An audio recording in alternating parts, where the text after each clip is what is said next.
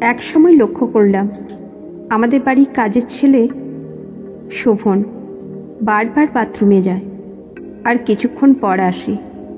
আমি একদিন কৌতূহলবশত বাথরুমের দিকে গেলাম। দরজাটা হালকা খোলা ছিল, তাই ভেতরে তাকালাম।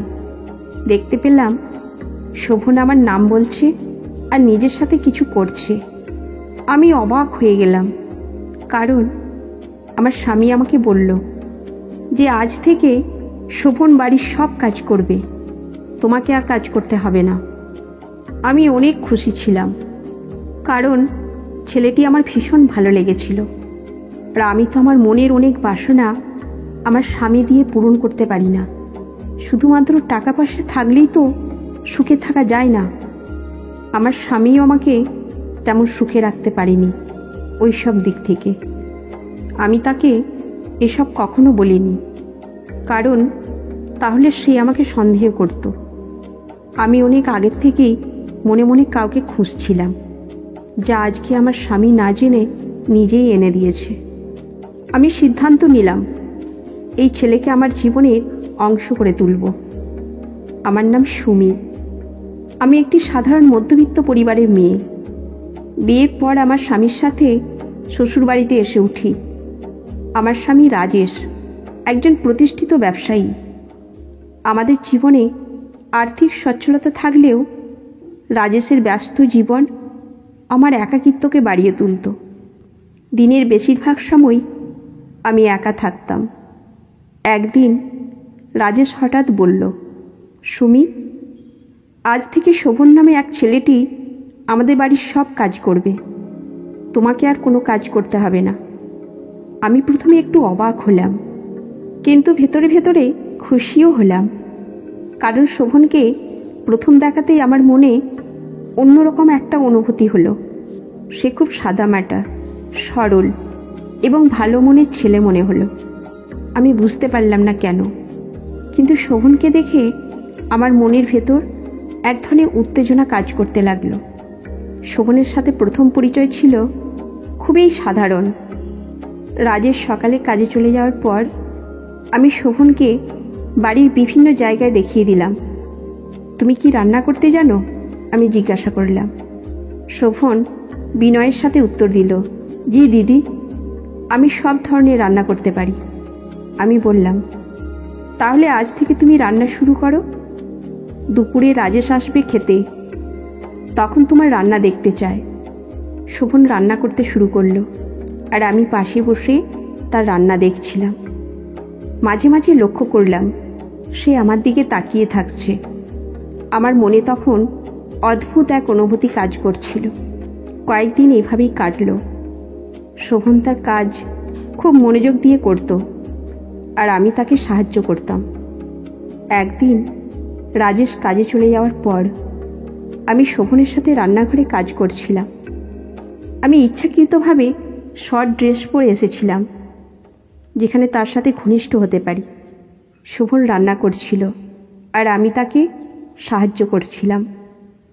এক সময় লক্ষ্য করলাম সে আমার দিকে বারবার তাকাচ্ছে। আমি তার এই তাকানোর মধ্যে অন্যরকম কিছু অনুভব করছিলাম।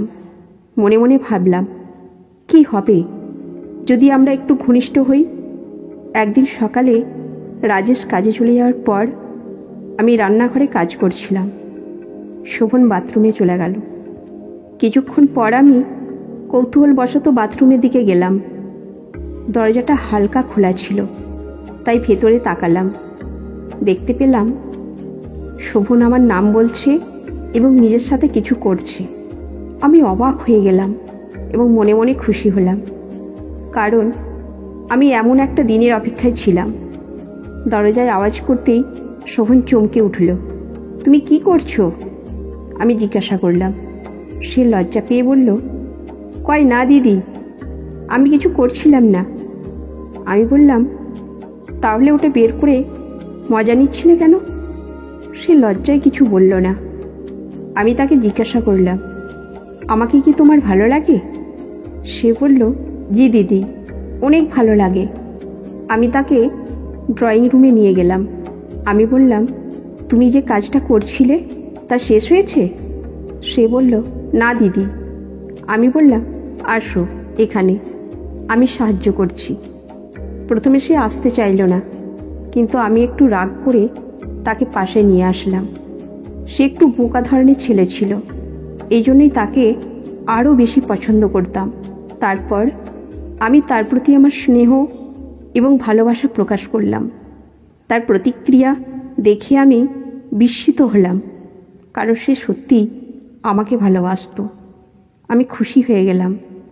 আমার এরকম করা দেখে সে বলল, আমার বিশ্বাস হচ্ছে না যে আমি আসলেই আপনাকে এত কাছে পাব। আমি বললাম, তাহলে বলো দেখি, সত্যি কি আমাকে ভালো লাগে? সে বলল, হ্যাঁ দিদি, অনেক ভালো লাগে। আমি তখনও তাকে স্নেহ এবং ভালোবাসা দিচ্ছিলাম, এবং এক পর্যায়ে সে তার অনুভূতি প্রকাশ করল। তারপর আমি তাকে বললাম, এখন এসো, আর দেরি না করে আমাকে ভালোবাসা দিয়ে ভরে দাও। সে আর দেরি না করে আমাকে তার সকল ভালোবাসা দিতে শুরু করলো। আমার এত ভালো লাগছিল যে তা বলার মতো না। আমি মনে মনে ভাবছিলাম যে তাকে পছন্দ করে ভুল করিনি। সে আমাকে আসলে অনেক ভালোবাসে। তার ভালোবাসা দেওয়ার ধরনই বুঝতে পারলাম। এরপর থেকে আমাদের সম্পর্ক নতুন মোড় নিল। আমরা প্রতিদিন একসাথে সময় কাটাতে শুরু করলাম। শোভনের সাথে আমার সম্পর্ক গোপন রেখে আমরা একে অপরকে ভালোবাসতে লাগলাম। দিন দিন আমাদের সম্পর্ক আরও গভীর হলো। শোভনের পরিবার বলতে কেউ ছিল না, তাই সে আমাদের সঙ্গেই থাকতে লাগলো। আমরা আমাদের দেশের বাড়িতে গেলে তাকেও সঙ্গে নিয়ে যেতাম। শোভন আমাকে খুব ভালোবাসত, আমিও তাকে ভালোবাসতাম। আমরা এমনভাবে থাকতাম যেন কেউ কিছু বুঝতে না পারে। আমাদের গোপন সম্পর্কের দিনগুলো খুব সুন্দর ছিল। শোভনের সাথে সময় কাটাতে আমার খুব ভালো লাগতো। সে আমাকে সবসময় খুশি রাখার চেষ্টা করত। একদিন আমি শোভনকে জিজ্ঞাসা করলাম, তুমি কি সত্যি সত্যিই আমাকে ভালোবাসো? শোভন আমার দিকে তাকিয়ে বলল, হ্যাঁ দিদি, আমি আপনাকে খুব ভালোবাসি। আপনি আমার জীবনে সব কিছু। আমার মন ভরে গেল। আমি জানতাম আমাদের এই সম্পর্ক কখনো প্রকাশ্যে আসবে না, কিন্তু তবুও আমি শোভনকে ছাড়া থাকতে পারতাম না। প্রিয় দর্শক, এই গল্প থেকে আমরা একটি গুরুত্বপূর্ণ শিক্ষা নিতে পারি। পরিবারের সদস্যদের প্রতি যত্নশীল এবং সম্মানজনক আচরণ অত্যন্ত জরুরি। সম্পর্কের ভিত্তি হল বিশ্বাস এবং খোলামেলা যোগাযোগ, যা সম্পর্ককে মজবুত করে। গৃহকর্মী সহ সবার প্রতি সম্মান প্রদর্শন করা উচিত, কারণ সকলেই সম্মানের যোগ্য। জীবনে নৈতিকতা মেনে চলা জরুরি, অন্যথায় এটি আমাদের জীবনকে জটিল করে তুলতে পারে। প্রকৃত সুখ অর্থে নয়, ভালোবাসা ও সম্মানে নিহিত। সমাজের নিয়ম মেনে চলা উচিত, কারণ গোপন সম্পর্ক কখনোই শান্তি আনে না, বরং এটি অনেক সমস্যা সৃষ্টি করতে পারে। এসব শিক্ষাগুলো আমাদের জীবনে প্রয়োগ করে আমরা আরও সুন্দর ও শান্তিময় জীবনযাপন করতে পারি। এই গল্পটি কেমন লেগেছে জানাতে ভুলবেন না, এবং আমাদের চ্যানেল সাবস্ক্রাইব করতে ভুলবেন না। ধন্যবাদ।